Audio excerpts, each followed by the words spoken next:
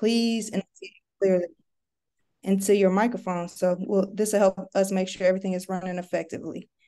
And if you ever need any other accommodations, just let us know. You can email us. You can send an email at kramer.liz@gmail.com or christy.holland@gmail.com. Both emails will be dropped in the chat. With that said, again, welcome to the CMC. I am Christy Holland, the co-chair, and I'm joined by Liz Kramer, the other co-chair.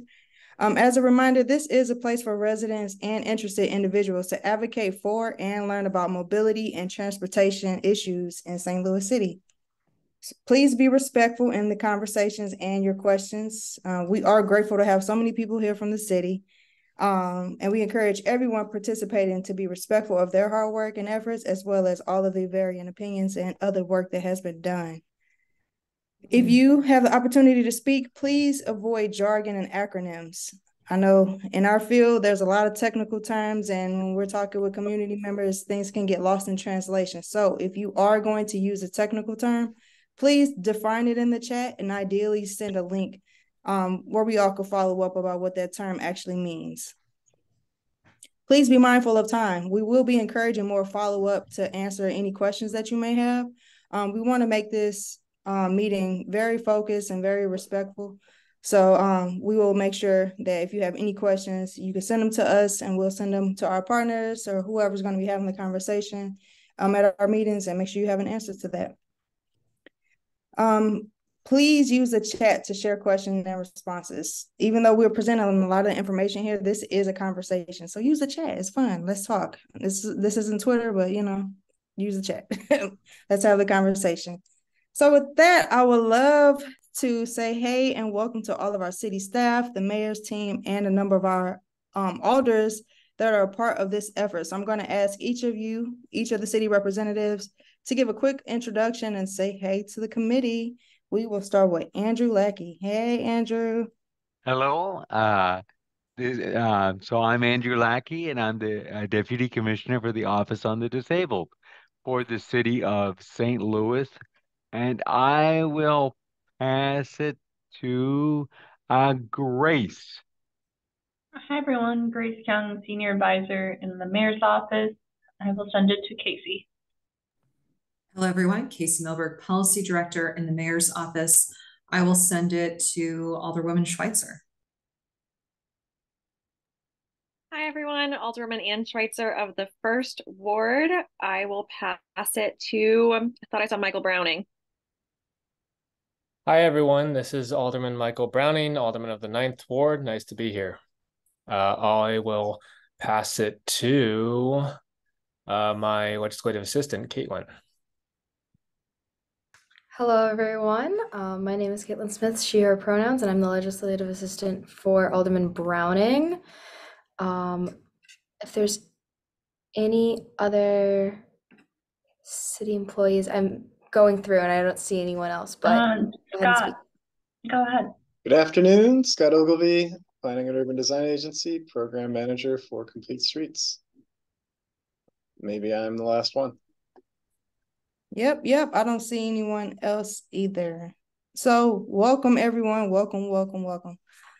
So we'll move on to the next portion of our meeting. So if you checked your emails, we did send out the minutes from the last meeting and the questions from our special guest, Jen Wade from MoDOT.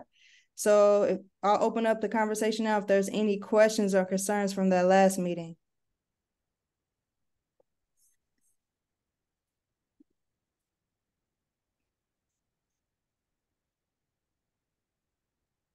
None? All right. Well, now is a time where we like to take a moment just to talk about anything that's going on in St. Louis regarding transportation. Any experiences, any concerns, any questions that you would like to bring up? Let's have a conversation. This is only about 8 minutes long before we introduce our special guest, but we would love to hear what your experience is right now in the transportation system. Michael? Yeah. Yes, thank you, Christine. Can you hear me? Yes, we can. Perfect.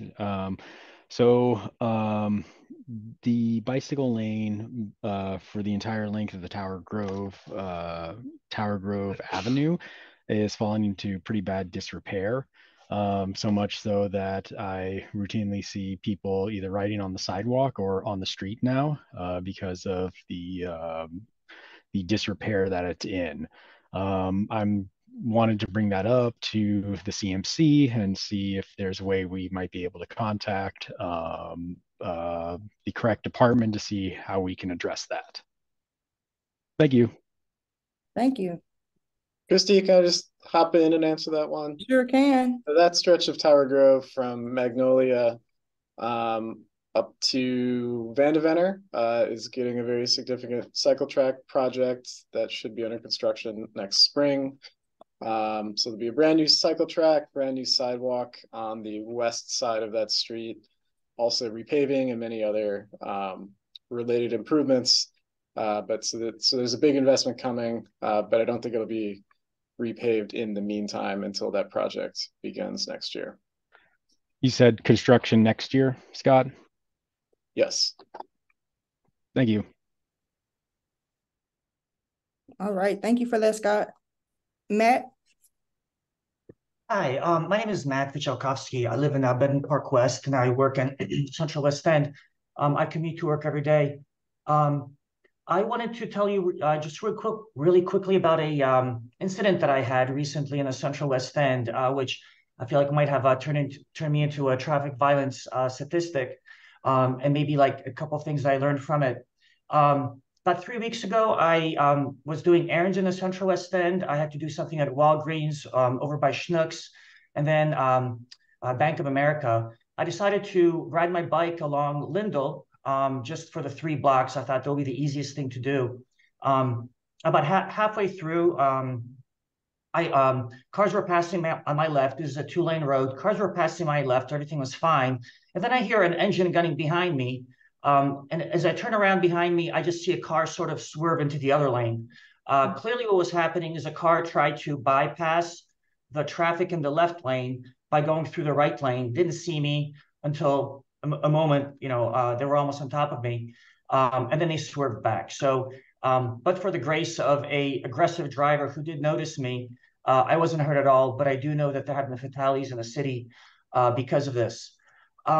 One of the things that I took away from this, why was I riding on Lindell? I posted a photo in the chat, what the Walgreens parking lot looks like. It turns out that there's a nice alley right behind the Walgreens parking lot, but this is entirely blocked off, and you cannot access the Walgreens parking lot from the alley. What it means is that no pedestrians, no bicycles can access this, and so they're really forced to go on Lindell. And this is something that you see quite a bit. I think this is very anti-pedestrian, anti-bicycle. You see this in other streets as well, where alleys are blocked off from pedestrian bicycle traffic. And it really does lead to situations where you are forced either onto a sidewalk or onto a road, which can be really quite dangerous. So I'd like to see more of the connectivity addressed also on the alleys and things like that. Thank you. Thank you. Evie? Hi, this is Evie Hemphill. Thank you. So I just wanted to bring up the news that Bi-State Metro Transit is apparently once again, quote unquote, piloting having just single cars at Metrolink in October. That was confusing to hear. I felt like deja vu because we already, Metro already did that during earlier part of the pandemic. And this time it feels like it's just one more cut. It also will take the amount of places you can bring a bike on Metrolink, which a lot of people do, more and more people need to do given the bus cuts, to 1 instead of 3 available spots. I think this is a really concerning thing, and I hope that the Community Mobility Committee will put pressure on Metro to not do this. Thank you. Dennis? Hi, I guess this is either for the mayor's office or maybe even some of the alders if it requires legislative actions. But it's incredibly difficult to find out status of existing projects, especially, that the city's now making this huge investment in mobility Would it be possible on the BPS website or the street department website to have a regularly updated list of projects and status updates? BPS does have this section that says projects in design, but that hasn't been updated, and there's some dated stuff there. There's stuff from, previous wards when we had 28. So for example, the Tucker cycle track, 7th Street, I can't go anywhere other than emailing John Clower every 6 months and asking for a status update. Would it be possible to have BPS or streets or somebody on the city's website to list basically all the projects that are in design, that are in bidding, construction, and then everything that is part of those bills that they got ARPA funding, just so we have a place where we can check that instead of having to play email tag and asking for updates. Chrissy, I can jump in just real quick on that. Dennis, thanks for that feedback.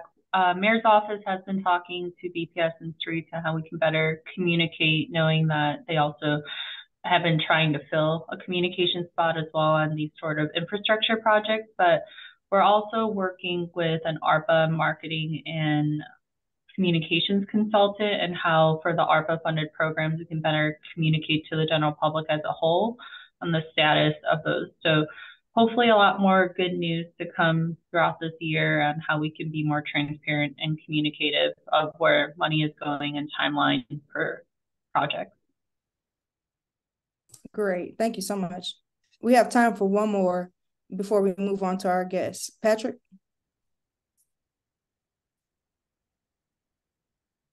All right, there we go. I just wanted to touch base on the CSB complaints again, and I was hoping maybe I could get a response from Scott Ogilvie or Andrew Lackey. Basically, we've got, I've probably got almost 100 reports to CSB about a specific property where they are parking cars on the sidewalk. It's been getting bounced around quite a bit, and where it's at now is that the neighborhood improvement specialist and the alderman, I guess works with the streets department, has decided that because it is a driveway, they can park cars on the sidewalks. This is right in front of a grade school in the Hill. It's a place I go by daily, multiple times. So I'd love to get a stance on what is a sidewalk, what is a driveway, and where can vehicles be parked, because currently there's no way for pedestrians to get through there. So I'd love a response on that. I'd also like to throw out an invite to, and I can talk with Liz or Chrissy later about this, but I would love to offer a tour to show everybody that's here what we do at B-Works and how we do it and all the fun projects we've got going moving forward in the future. I'd be happy to put together either a meeting for you guys or a happy hour, whatever it would take to get you guys down here to see. There's a lot of great faces here that have a lot of interesting talents and skills. And we really like to share exactly what we're doing to get more kids out in our community. I know the two aldermen that are here have already taken us up on that offer, so I greatly appreciate their time and energy. But again, there's a lot of people here that really don't understand the scale and the scope of our organization. I'd like to share that more.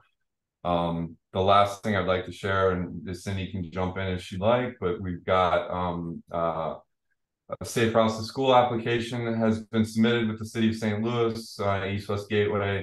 We're very excited for this. We'll be hopefully hearing more about this soon on whether or not we're getting funded. This is a huge opportunity for the community and the city. Cindy's going to be doing some great engineering stuff around the schools. We'll be doing education programs with the schools, and it's six grade schools on the pilot project, with the hope that further down the road we can take this program to all of our schools in the city of St. Louis. Thanks for sharing that, Patrick. I love your vision. I'd love it to be at all the schools, and hopefully this will be our chance to bring back federal funding for Safe Routes to School to the St. Louis region, which it's been absent for at least 8 years. Thanks for bringing it up. Thank you. And thank you to everyone who shared. It's not going in a vacuum. We're definitely taking notes. and we rally with you. So thank you so much for sharing your feedback.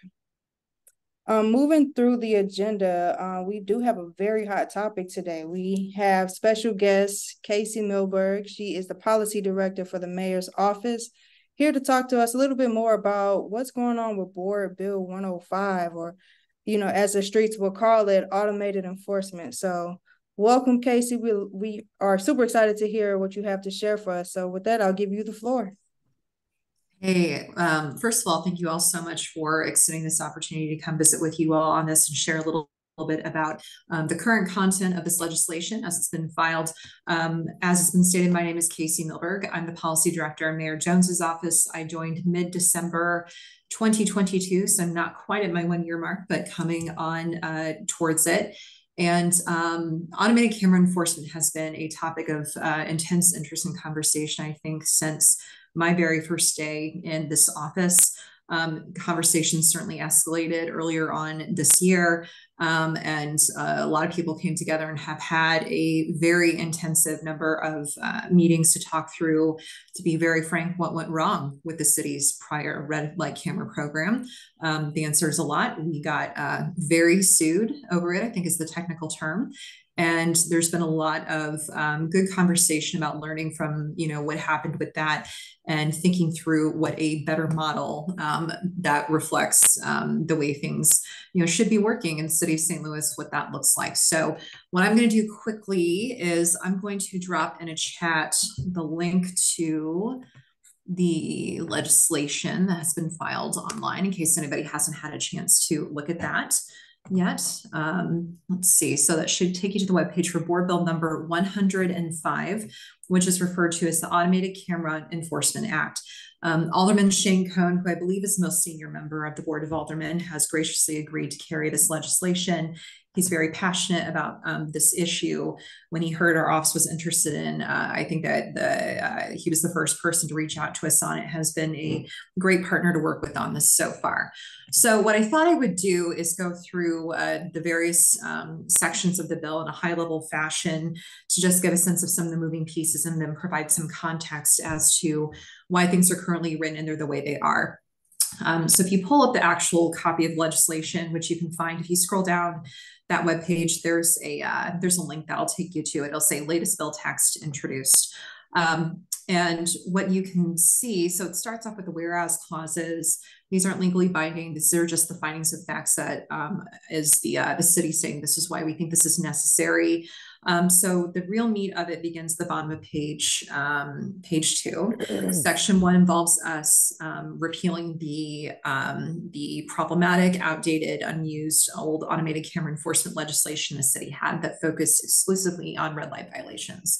Section 2 is where we get into some of the pivotal definitions that come up in the bill, and sort of a sneak preview of some of the issues we address and try to preempt. You'll see definitions for things like artificial intelligence system, authorized employees who can access this. What do we mean when we say automated camera enforcement system? Getting extremely specific about that. What do we mean when we say recorded images? What do we mean when we say surveillance program? What do we mean when we say traffic violation? And right out the gate, I think it's important to note that traffic violation we're defining as either a red light violation or a vehicular speeding violation. So this is not red light cameras. It is automated camera enforcement because we are expanding it beyond red light violations to also include vehicular speeding, because we know that is a significant issue that our community is facing on a daily basis. Section 3, not ultimately important, it just says we're authorizing this program to exist. Section 4, supervision. Legally, our courts have advised us that the St. Louis Metropolitan Police Department does have to have the foremost custody and control over this program. So that's why you'll see them right up front saying that they have to supervise this program. We do, however, know that we have other divisions within the city that can lend significant value, insight, and expertise. So you'll see the streets department mentioned in there as well.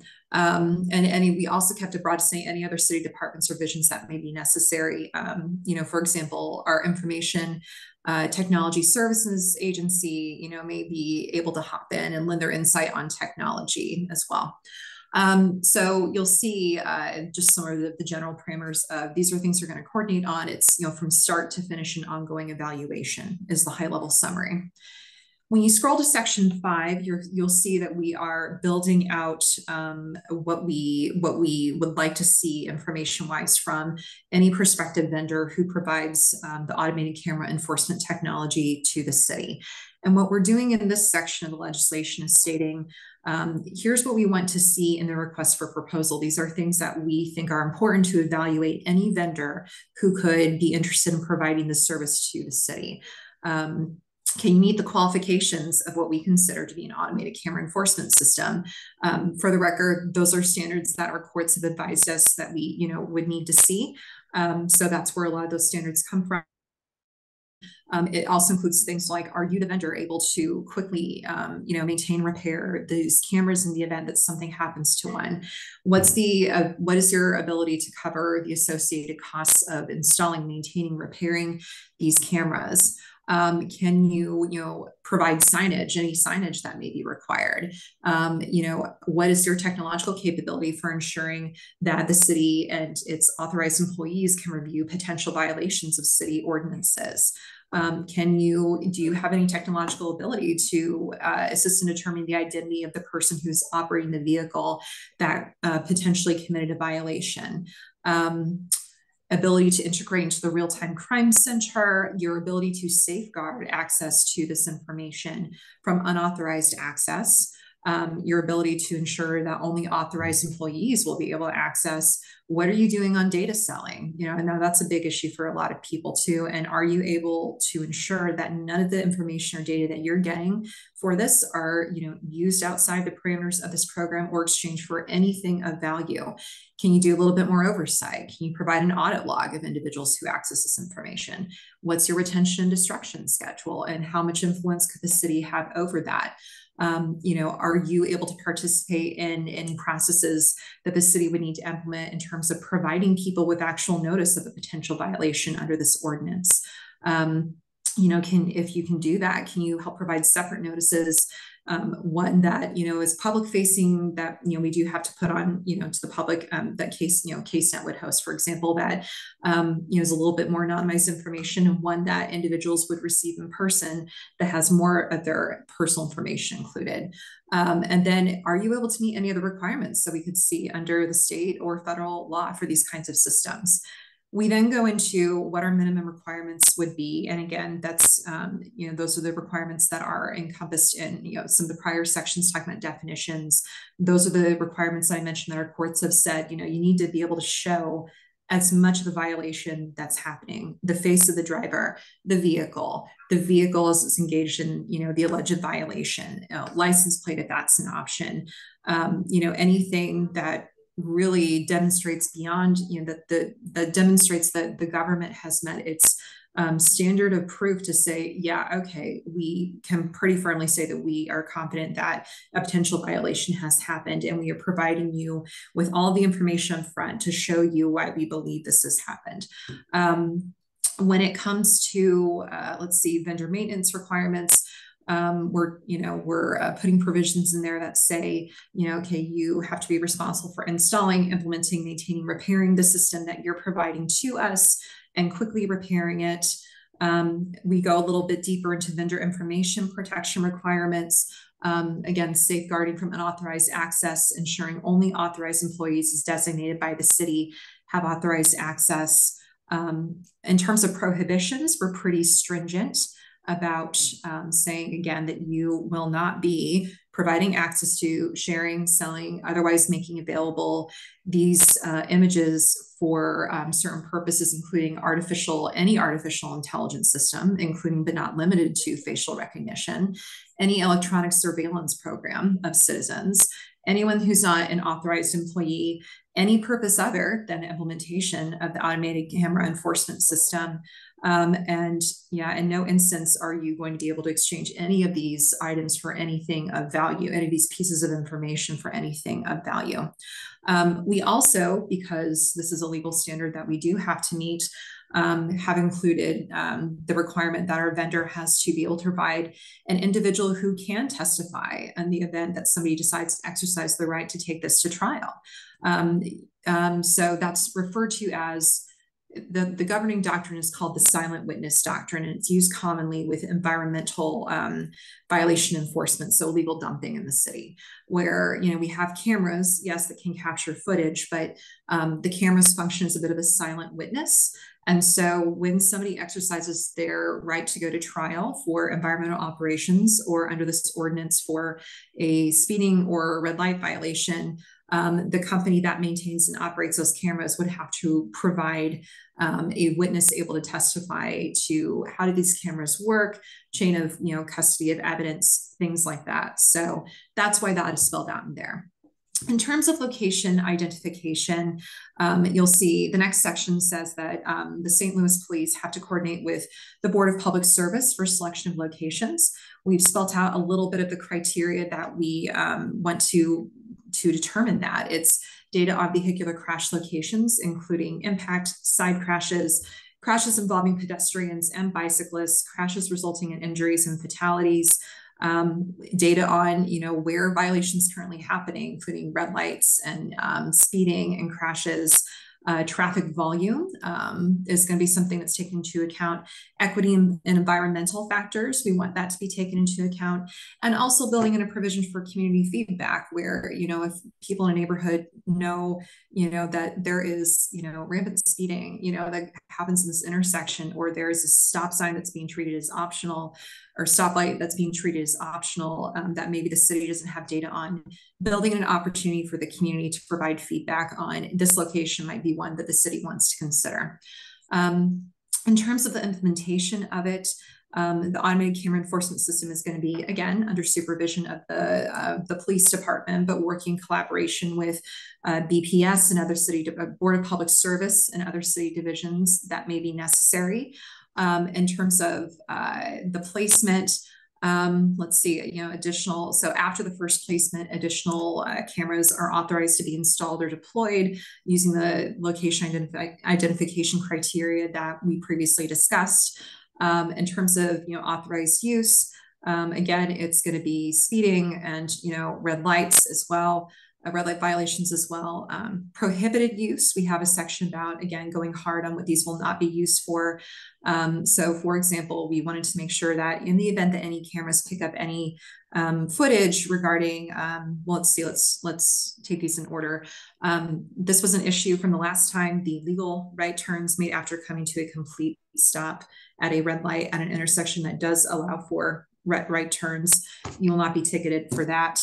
So we know that was a big issue that a lot of people addressed with the previous system. If the cameras pick up any activity that is protected under the First Amendment, making sure that nothing in these, nothing in the footage, images, whatever, could be used to prosecute that.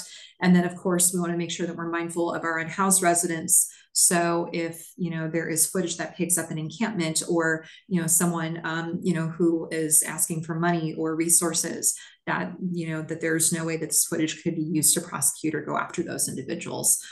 These are all things that we think are pretty important. We had some conversation with President Green's office on these as well, and they're supportive of them too. We also have a prohibition against using the camera system for any activities that are part of or in support of any surveillance program or any artificial intelligence system, which again, we think is a pretty important piece to include in this as well. Let's see, we talk about making sure that, again, nobody who's not an authorized employee, with the exception of any attorneys involved in any potential, court, trials that could result from this, have access to any of the footage. So really limiting and being intentional about who gets access for what and under what circumstances here. In terms of designating authorized employees who can access the footage, we have some transparency provisions built in. At least 60 days before this program would go live, the police have to inform the director of public safety who's going to be designated as an authorized employee. And then moving forward, 1 week prior to any new individual in the police department getting access to the system, they would have to inform the director of DPS. This is the person who is going to be authorized to get access to that. So that list will be maintained by the Department of Public Safety. And again, notice has to be provided in advance. We also, going into more of the legal side of things, which is really important given where the city, originally started from many, many years ago. We do talk a lot about what probable cause means, because that is the burden of proof that rests upon the government. We cannot get around that. We are being very by the books about what the Supreme Court rules require us to do with the extensive body of case law and the state requires us to do. And essentially what happens is, an authorized employee would review the images and other data collected and say, okay, it seems like probable cause exists here. We see all the footage. It seems like, there was speeding, there was a running of a red light. Cool. We think there's probable cause. But really what probable cause, means in this context is, we know this from prior court cases and the current Missouri Supreme Court rules, is you have to have images that show the alleged violation of the ordinance that happened, the day, the time, the vehicle involved. There's a license plate or temp tag, the state that it pertains to, the face of the operator of the vehicle. That is a really big one. If it's a red light violation, has to be, and also an image of the traffic control signal emitting a steady red signal, or the speed of the vehicle is captured by the camera if it's a speeding violation. And I think the big thing to mention here is probable cause doesn't exist unless the identity of the operator of the vehicle at the time of the alleged incident can be determined. Police can use any lawful means. That does not mean artificial intelligence. It does not mean facial recognition. Again, those are prohibited, but they can use any lawful means to identify the operator of the vehicle. So the prior model that the city worked with, said, okay, if you own the vehicle, you get the ticket. We can't do that. The courts are very clear. So this new model says, okay, if you can identify the driver, the operator of the vehicle, then that is the person who gets this ticket. If the operator of the vehicle cannot be identified, then the body of case law in the courts do not say that that is probable cause. We have to meet our burden of proof. As the government entity. Moving on to public awareness. So one thing that we built into the legislation as well, which is the police, Board of Public Service, and any other city divisions and departments shall, prior to 60 days or earlier, prior to the first date of the operation of the system, have to implement and develop strategies to raise awareness of, hey, this is coming, this is coming, this is coming. We're also going to have camera systems that are located on streets and highways. They have to be identified by signs. And I think that people, if you're driving around the city, you see some of the legacy signs from where these cameras used to be located.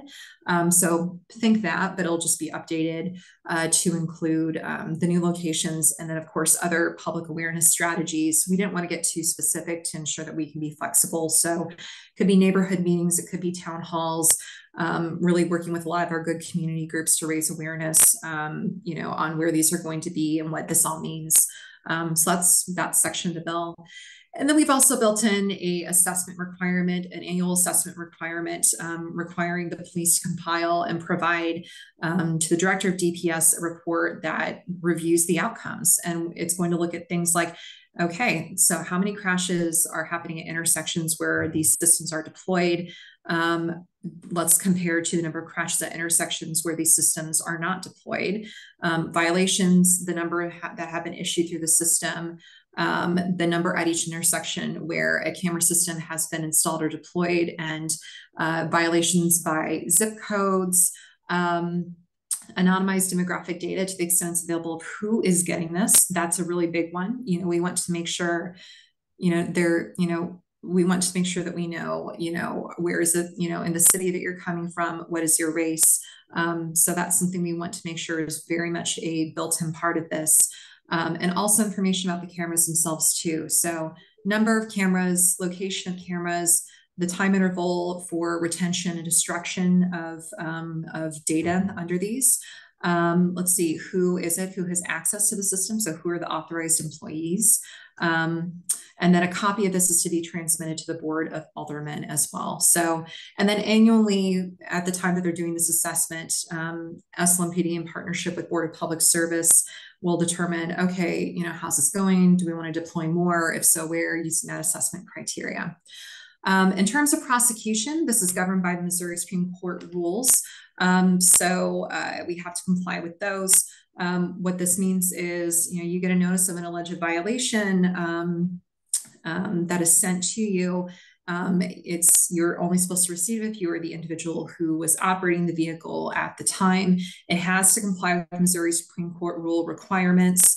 And it has to include, again, the facts and the factors we talked about earlier: date and time of the violation, if it's red light, time elapsed under the red light, if it's speeding, what was your speed, if there's video footage, how you can access that. And then, of course, those images that we discussed showing the alleged traffic violation, including, the car, the face of the driver, the actual incident happening. The next section is revenue. So what's going to happen with this? So the way that we have structured this is that fines are not going to be collected by or paid to the vendor. The previous system that the city used said, okay, we're just going to take a portion of these fines and you, the vendor, you can profit off of that. That is not what we as a city want to do. So what that means is what that means from the contracting side is this would operate just like any other contract the city has, where we would say, okay, you vendor are providing us this service. We will pay you X amount of dollars to provide us with this service. Thank you for your service. And what would happen with the fines and revenue is it would instead be directed into the city administrative court costs, like SLMPD, if they have to hire additional personnel to review the footage, any court costs that are attendant with administering this ordinance and violations under it. And then the remainder would be deposited into the Neighborhood Traffic Safety Improvement Fund, which is a companion piece of legislation that Alderman Cohn filed in tandem with this. And then the remaining sections of the legislation are the severability clause. So if one part is invalidated, the rest remain. And then there's an emergency clause in it as well. So that was a lot. I think out of my peripheral vision, I caught that there were some questions in the chat. I will see if I can scroll back to where these start. It's okay. I can run you through the questions. Oh, thank you so much. We have plenty. There's at least 25. So, oh, good. Everyone, we more than likely will not be able to get to all the questions, but again, they have been noted, and we will follow up with Casey to get you all those answers. So, the first question. Oh, go ahead. The first question, people are very familiar with how this went the last time, so they're very confused on where this is coming from or how this is even able to happen again. What is different this time than it was last time that makes this legal? Sure. So I think it's important to start off by doing a little bit of education about what the court rulings did and did not say. The Missouri Supreme Court did not say that red light camera systems are unconstitutional. It did not. What it said was the way that the city of St. Louis used to operate its system was unconstitutional, because the way the city of St. Louis used to operate its system was assuming that the driver of the vehicle was the one who committed the offense. And because vehicular offenses live in what the Supreme Court of Missouri has designated as a quasi-criminal offense context, the city has to meet the standards that it would meet for any other offense of a criminal nature, which means the burden of proof first rests on the city to prove that the individual who is receiving the ticket alleging a violation, to prove beyond reasonable doubt up front that, yeah, here's our probable cause. And the city was not doing that. So that's what the city got smacked around on. And that's why red light cameras have not been operating in the city before. So in terms of what's different about this one, we are baking into the legislation what probable cause means, the standards of probable cause that the city is expected to uphold. And those come straight from Supreme Court decisions. It comes from Missouri Supreme Court rules. The big one there is Rule 37. This isn't reinventing the wheel. These rules and probable cause have been around for a while. So this is baking into the legislation. Okay, we are going to structurally ensure that the city's program meets the legal standards that all citizens are owed under this legislation. So I think that's probably one of the biggest ones. And then the other big one I mentioned is the fine structure. You know, as mentioned, there were, you know, the way this ran the last time was the vendor would get a cut of any of the fines, which is a little bit of a perverse incentive. And the way this is structured, it explicitly states that any and all fine revenue will instead be directed into, again, whether it's, you know, the smaller like overhead costs of like staffing or, you know, the court administrative costs, but the bulk of it would go into that neighborhood traffic safety improvement fund. And the focus of that legislation is on things like community education, making drivers safer, making streets safer. What does that look like? As well as street and sidewalk safety improvements focused on the neighborhood side. So the vendor, again, would just be paid just like any other contract for services through the city, where again, it would be the, okay, here's how much you've said your costs will be. We, the city, will provide you that, you know, cost as part of your contract. So I think those are the big two that I would mention, just because that seems to draw a lot of the questions that we've gotten in our office. Okay, great. Thank you so much. Following that thread of the revenue being used for certain funds, let's say you meet the goal, like we reduce speeding, we reduce red light violations. What other sources of funding will go towards infrastructure improvement or traffic safety improvement? We had a member also mention Board Bill 106. Would that be covered today? And what's also funding the Neighborhood Traffic Safety Improvement Fund? Sure. So Hi, Liam. yes. So this is I was so focused on this meeting I'm listening to. Thanks for muting. So this Neighborhood Traffic Safety Improvement Fund would be in addition to any of the other funding the city currently provides for street improvement, sidewalk improvement, safety repair. So none of that goes away. This is just the receiving entity for the fine revenue to hold it safe and separate for the explicit purpose of building on top of the existing city funding streams and targeting it more specifically to neighborhood safety improvements. So none of the other funding streams will go away. So I think that was the first question. You know, I think one thing to mention too about the fines, where they come from, because I think I caught something about that. It's important to note that the Missouri court dictates there's the uniform fine schedule. And what that is it's uniform fines for state traffic offenses, municipal tickets. It's also things like watercraft and conservation matters. But that's the committee that's set up under Missouri Supreme Court Rule 38, I want to say. And they have, it's on their website, and I'm happy to drop a link into their website too, but they put out and make public what they call their fine schedules. And they have what's called their state traffic fine schedules. They also have the municipal traffic fine schedule. So when it comes to speeding fine amounts or red light camera fine amounts, that's set by the uniform fine committee that's operated pursuant to Missouri Supreme Court rules. So in terms of the amounts, because there's no, I'm sure people know, so there's no specific like $500 or, you know, whatever penalty, you know, in this legislation. That's because the Missouri Supreme Court, their uniform fine committee dictates what those amounts are. So we have to abide by that. And the way that operationally works out is, okay, so you get the notice of violation in the mail. It will have, just like for a speeding ticket, it'll have the, okay, this is like, you know, the fine range, go into, you know, the courts. And then, you know, the judge can say, okay, well, I went on this end of the spectrum or that end of the spectrum. If they find you to be adjudicated as having committed the violation, that is. And so I think one other thing to mention too is the decision about whether or not, you know, this has to be done in court versus out of court is also dictated by the Missouri Supreme Court. That's not something the city or the municipal courts gets to control. Again, it's that uniform fine committee sets forth these very specific schedules for what can be adjudicated out of court. Like you could just go to like a licensed fine bureau and pay that, and what has to be adjudicated in court. When it comes to red light violations, those are in court still per the uniform fine committee. So I think that was another question. And then Chrissy, I think I've blanked on the remaining. I think there were two more questions out there that maybe I haven't addressed. Could you refresh my memory? I'm actually gonna pivot to one of the popular questions in the chat. It's regarding neighborhoods? How will communities, or will communities even have a say on where these cameras are placed? And if so, how do we prevent certain neighborhoods like that are notorious for high crashes from being over policed in another way? Yeah, I think those are great questions. So when we baked into the legislation is the requirement that when selecting these sites, community feedback has to be provided for. We did not want to specify what kind of community feedback, so as to keep that as broad as possible. What that could look like is, alders engaging with their communities, mayor's office engaging with the communities, town halls, neighborhood forums, submitting, written feedback on that.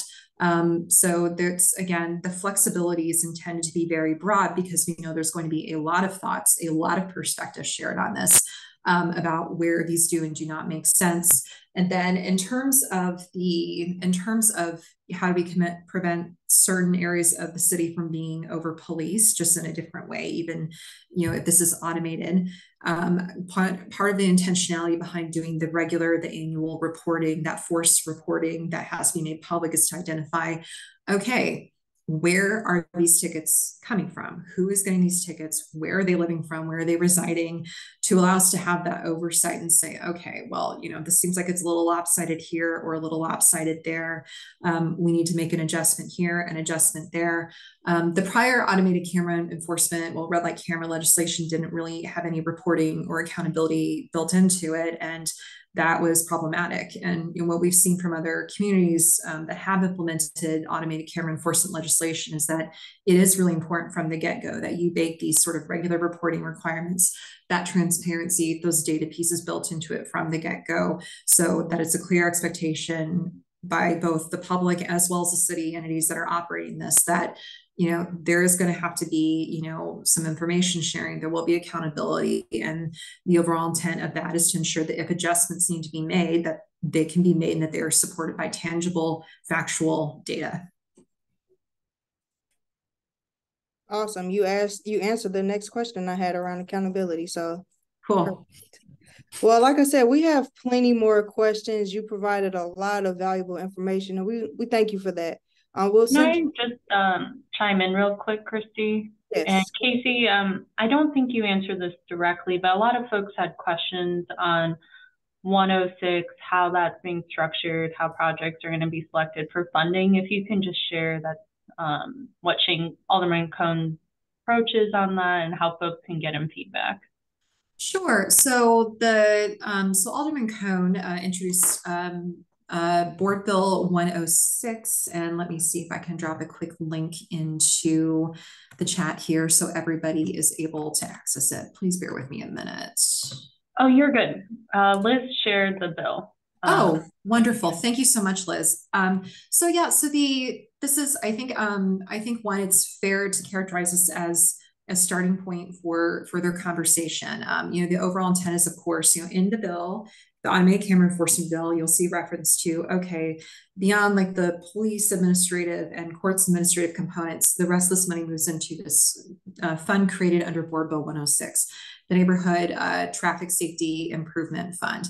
And the way it's currently structured right now is it says that funds that are received through automated camera enforcement fines must be spent on projects to improve safety on local roads, minor arterials, and minor collector roads. And it specifies a list of currently 12 permitted uses of these funds. And it's driver's education for new youth drivers under age 19, enrolled in St. Louis schools who live in HUD qualified census tracts, citywide and alleyway speed limit signs, crosswalk striping, no parking zone striping, LED flashing lights and stops in high impact intersections, speed limit feedback signs, variable message signs, pedestrian crosswalk signals, traffic cameras, roundabouts, and bicycle lane signage.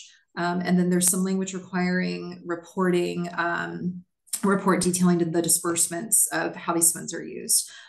This is something that the mayor's office was not involved in the development of that legislation. We are engaged on it. Conversations are happening between Alderman Cohn as well as some relevant city entities on this in the coming weeks. I think that there's, like I said, I think that everyone would agree that, as with all pieces of legislation, this is a starting point. And if there are thoughts that, this community has in terms of, okay, like what are some other good uses of things that, are proven and tested for safety, whatever that looks like, what that means to you, feel free to contact your alderperson and share that. I know there's been a little bit of conversation about, well, maybe it would make better sense broadening things up into bigger categories, such as community education initiatives and neighborhood safety initiatives, like even as broad buckets. So, this is not final. This is the introduced version legislation. I think that we really appreciate the intentionality of Alderman Cohn in recognizing the value in, putting together a separate fund to collect the fines and keep them completely separate, and then making sure that they're going to be dedicated towards, more neighborhood oriented and community oriented safety programs. So I think he's been a really big and longstanding champion of all of those. And if you guys have feedback, I know the mayor's office is always interested in hearing that. I'm sure, I know your alders are, certainly the alders who are present here can vouch for that. And we're looking forward to hearing from the community about, what that means to you in terms of, if we're going to be trying to use this automated camera enforcement program to, in fact, invest in our community and make it safer, what are the most effective ways that you guys, see that occurring? What does that mean to you? So, lots of conversation to be had still. And it's, a great first step, I think, in the right direction with how we should be viewing and looking at these funds. Casey, what's the best way for us to contact you should we have any questions or concerns regarding either of the bills? Sure. Yeah. So I can drop my email, my city email in the chat here. While she's doing that, I'll make a note from Liz. All of these bills have been referred to committee, and there will be a public hearing in the Public Infrastructure and Utilities Committee on October 25th at 3 p.m. So if you have any questions or concerns, we'll work on getting answers to those questions in advance of that. So please share your perspectives with us on the bills and with your aldermanic committees. So thank you so much for that, Casey, for everything. Yes. We'll get these questions sent over to you, and CMC, let's not stop the conversation here. Please send us all your questions so we can make sure they get answered. Thank you so much for your time. Yes, of course. And truly, thank you guys for the opportunity and for the work that you do. We know this has been quite the topic of conversation, and just really grateful for the opportunity to visit with you on that and hear some of the questions you have. I think it's a great, we always pay attention to that sort of thing too. It lets us know what the community cares about and would have questions on as well, and gives us a good sense of, okay, maybe a little bit of education, some more information on this is helpful. So we appreciate your time and all of the work that you guys do. No problem. Thank you. Thank you. Thank you. With that, we will move over to some subcommittee updates. To improve communication between members of special events and transportation news, we have changed the settings of the CMC Google group, so now anyone can post in there. The engagement subcommittee did devise some guidelines to ensure that all posts are CMC related and they're related to the mission, so please review them before posting anything. Do we have any quick subcommittee updates?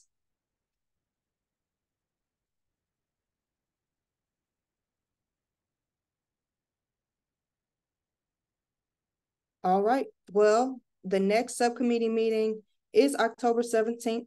So show up if you would like to be involved with that. And if you would like to be involved in the Safe Streets subcommittee, Rachel Witt is heading that. You can email her at rachel@southgrand.org. Other than that, we do have some upcoming meetings. The next CMC meeting will be on Wednesday, October 25th, same time, 1 to 2. It will be via this link. I know we had some issues today with making sure the Zoom link is up to date, so we will make sure that is up to date for the next meeting. Also, we are moving our November meeting to the 15th of November, and we will also have nominations for leadership at this time. So if you've liked or didn't like what's been going on with the CMC this year, or would like to take a position just to head some of the initiatives we're working on, definitely nominate yourself or nominate someone you think would be great in a leadership position with the CMC. As far as the December meeting, we will be moving that one as well to December 13th, same time, 1 to 2. And we'll just use that time to really reflect on everything that we've been able to accomplish or we've talked about and addressed as a CMC, and look forward to potential opportunities and things that we hope to accomplish for the next year. So that's that. We do have a couple of public engagement opportunities as well. So if you look in the chat, it's all there too, but TrailNet's update on the city's ARPA-related infrastructure efforts will be on Wednesday, the 27th from 7 to 8 virtually. At this meeting, we'll hear updates on the $74 million that's in ARPA right now, AKA the American Rescue Plan Act, how those funds were appropriated by the Board of Aldermen via the Board Bill 120. So those are going to address the infrastructure needs. So if you would like more information on the meeting details, you can email Charles Bryson at charles@trailnet.org.